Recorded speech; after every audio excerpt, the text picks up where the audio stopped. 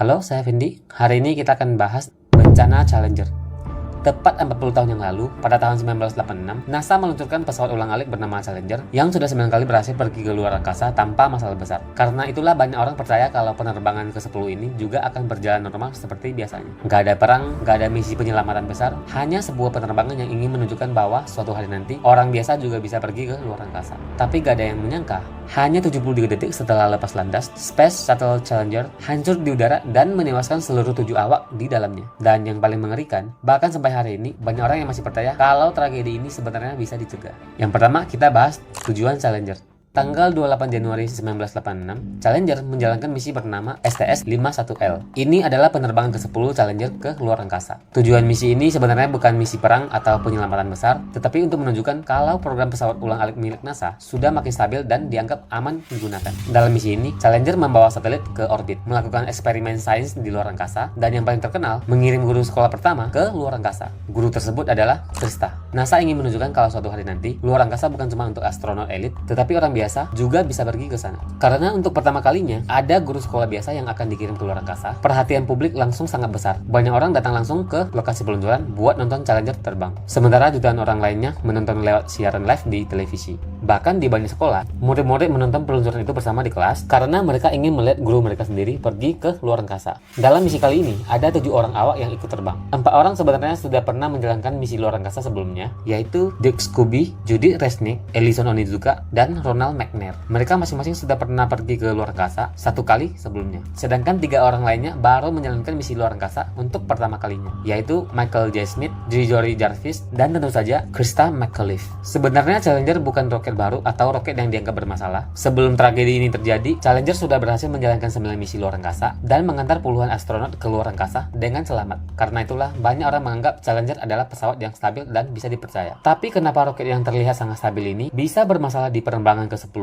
Oke, sekarang kita lihat lagi bagaimana kejadian itu berlangsung. Tanggal 28 Januari 1986, Challenger akhirnya lepas landas dari Kennedy Space Center. Awalnya semuanya terlihat normal. Sekitar 40 detik setelah peluncuran, Challenger sudah berada di ketinggian belasan kilometer dan melaju lebih dari 1.500 km per jam. Beberapa detik kemudian, kecepatannya terus meningkat drastis. Namun di tengah penerbangan, mesin Challenger sempat sengaja diperlambat terlebih dahulu sebelum akhirnya dipercepat lagi. Jadi polanya seperti ini: cepat, melambat, lalu cepat lagi. Kenapa harus melambat? Karena Challenger sedang melewati titik yang disebut max Q, yaitu momen ketika tekanan udara terhadap roket berada di titik paling besar. Saat itu roket sudah melaju sangat cepat, tetapi atmosfer bumi masih cukup tebal. Akibatnya, tekanan udara yang menghantam badan roket menjadi sangat besar. Karena itulah mesin sengaja sedikit diperlambat supaya struktur roket tidak rusak akibat tekanan berlebihan. Setelah melewati max Q dan tekanan udara mulai berkurang, mesin kembali dipercepat penuh.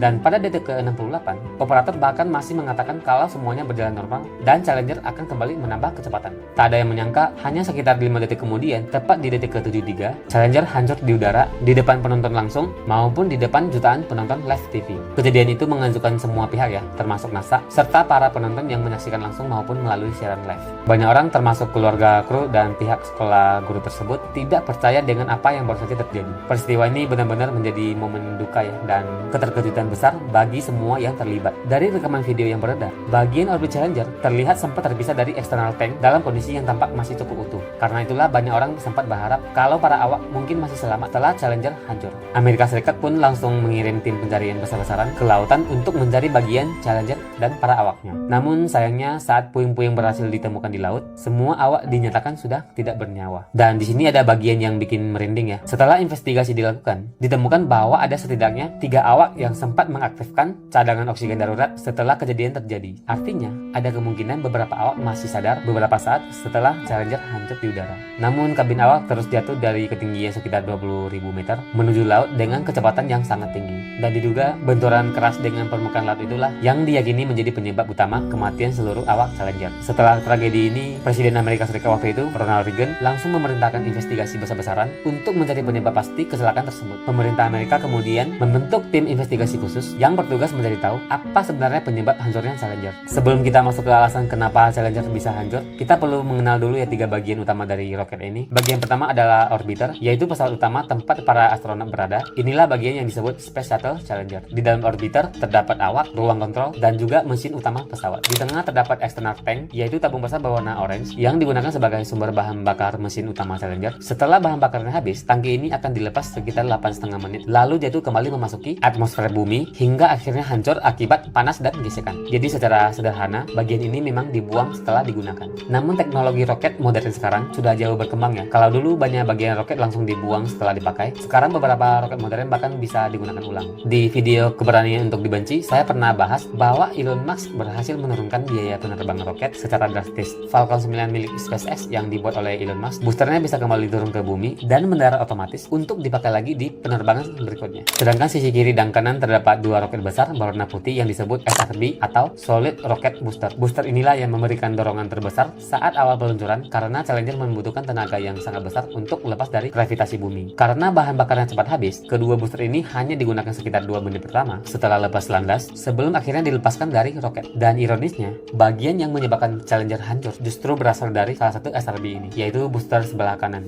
Oke, kita masuk ke alasan meledak. Setelah rekaman peluncuran diperiksa ulang, akhirnya ditemukan sesuatu yang sangat penting. Tepat di awal peluncuran, di booster sebelah kanan terlihat muncul asap hitam kecil. Awalnya asap itu cuma muncul sebentar lalu menghilang. Jadi saat itu hampir nggak ada yang terlalu menyadarinya. Namun sekitar detik ke-58, bagian yang tadi mengeluarkan asap hitam mulai mengeluarkan semburan api langsung. Diduga api tersebut terus menyembur ke arah bagian penghubung antara booster dan external tank. Karena panas dan tekanan yang sangat besar, sambungan itu akhirnya rusak dan putus. Begitu sambungannya gagal menahan struktur roket, Challenger langsung kehilangan kestabilannya. Booster bergerak tidak terkendali, menabrak external tank, lalu seluruh sistem akhirnya hancur di udara. Sekarang pertanyaannya, kenapa asap hitam itu bisa muncul? Penyebab utamanya ternyata berasal dari kebocoran gas panas di dalam booster. Karena ukuran booster ini terlalu besar ya. Booster ini tidak dibuat sebagai satu tabung utuh. Di pabrik, boosternya dibuat dalam beberapa bagian besar, lalu disambungkan menjadi satu. Dan di setiap sambungan tersebut, terdapat lapisan karet khusus bernama O-ring.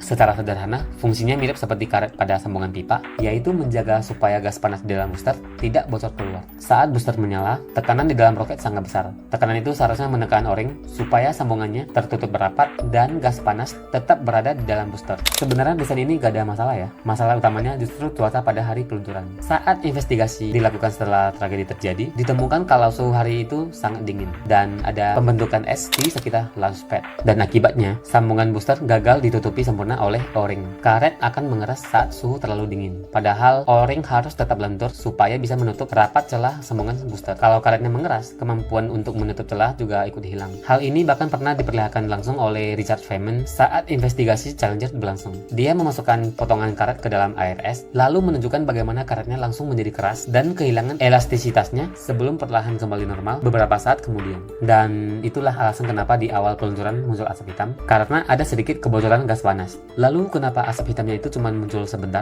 Diduga karena di dalam bahan bakar booster terdapat bubuk aluminium yang membantu menghasilkan dorongan lebih kuat. Setelah terbakar, material ini menghasilkan kerak panas yang disebut slag. Slag tersebut kemungkinan sempat menyumbat celah kebocoran tadi, sehingga asap hitam sementara menghilang. Namun saat tekanan terus meningkat, terutama saat max Q, slag itu akhirnya terdorong keluar lagi dari celah sambungan. Dan ketika kebocoran muncul untuk kedua kalinya, yang keluar bukan lagi asap hitam kecil, melainkan semburan api langsung. Sebenarnya kalau kondisi itu bisa bertahan sekitar 2 menit aja, Challenger mungkin masih bisa selamat karena setelah 2 menit booster akan dilepas dari roket. Dan sebenarnya api yang mengenai external tank juga belum tentu langsung menghancurkan roket ya, karena tangki tersebut cukup kuat. Namun sayangnya, bagian yang terkena api justru adalah bagian penyambung antara booster dan tangki utama. Saat sambungan itu putus, seluruh struktur roket langsung kehilangan kestabilannya. Booster bergerak tidak terkendali, menabrak external tank, lalu akhirnya hancur di udara. Yang membuat tragedi ini semakin menyakitkan adalah sebenarnya ada orang yang sudah memperingatkan bahaya tersebut sebelumnya. Di malam sebelum peluncuran, Roger meminta supaya peluncuran ditunda. Dia khawatir O-ring akan kehilangan fungsi karena suhu yang terlalu dingin. Dan dia bukan cuma tebak ya. Setahun sebelumnya, setelah booster dari misi Space Shuttle Discovery diperiksa kembali, ditemukan bahwa salah satu O-ring hampir terbakar habis. Walaupun misi waktu itu berhasil, Roger mulai curiga kalau suhu dingin mungkin menjadi penyebab kerusakan tersebut. Namun pihak manajemen NASA menolak usulan penundaan itu. Mereka Mereka mengatakan kalau pemberitahuan hanya 10 jam sebelum peluncuran membuat penundaan hampir mustahil dilakukan karena peluncuran melibatkan banyak departemen, jadwal, dan perhitungan ulang yang sangat kompleks. Selain itu, misi Challenger ini sudah beberapa kali ditunda sebelumnya, jadi tekanan NASA saat itu juga sangat tinggi. NASA kemudian meminta pihak pembawa roket untuk mengevaluasi apakah suhu dingin saat itu aman untuk peluncuran. Dan dalam rapat internal mereka, para insinyur termasuk Roger memperdengarkan bahwa suhu rendah bisa membuat o-ring pada booster gagal berfungsi, sehingga mereka awalnya merekomendasikan penundaan peluncuran. Namun karena tekanan di awal dari NASA, perusahaan pembawa roket kemudian membalikkan rekomendasi tersebut setelah rapat internal dan akhirnya menyetujui peluncuran. Dan Roger sendiri tidak terlibat dalam keputusan akhirnya karena dia adalah engineer dan bukan bagian dari manajemen yang memiliki kewenangan menyetujui peluncuran. Dan sebenarnya pada hari itu NASA juga sempat menunda peluncurannya sekitar 2 jam karena cuacanya memang sangat dingin. Mereka juga takut beberapa bagian roket bisa kehilangan fungsi. Namun pada akhirnya fakta membuktikan bahwa hari itu seharusnya Challenger memang tidak diluncurkan sama sekali. Dan begitulah akhir dari bencana Challenger. 7 orang berangkat hari itu bukan untuk mencari ketenaran, tetapi untuk membantu manusia memahami luar angkasa lebih jauh lagi. Mereka tahu kalau perjalanan ke luar angkasa selalu punya resiko, tetapi mereka tetap memilih untuk berangkat ya. Dan meskipun tragedi ini menjadi salah satu momen paling menyedihkan dalam sejarah NASA, pengorbanan mereka juga membantu mengubah standar keselamatan penerbangan luar angkasa menjadi jauh lebih baik. Karena setelah kejadian ini, banyak sistem keselamatan dan prosedur penerbangan akhirnya diperbaiki supaya tragedi seperti Challenger tidak terulang lagi. Nama mereka mungkin pergi bersama Challenger, tetapi keberanian dan pengorbanan mereka akan selalu diingat dunia.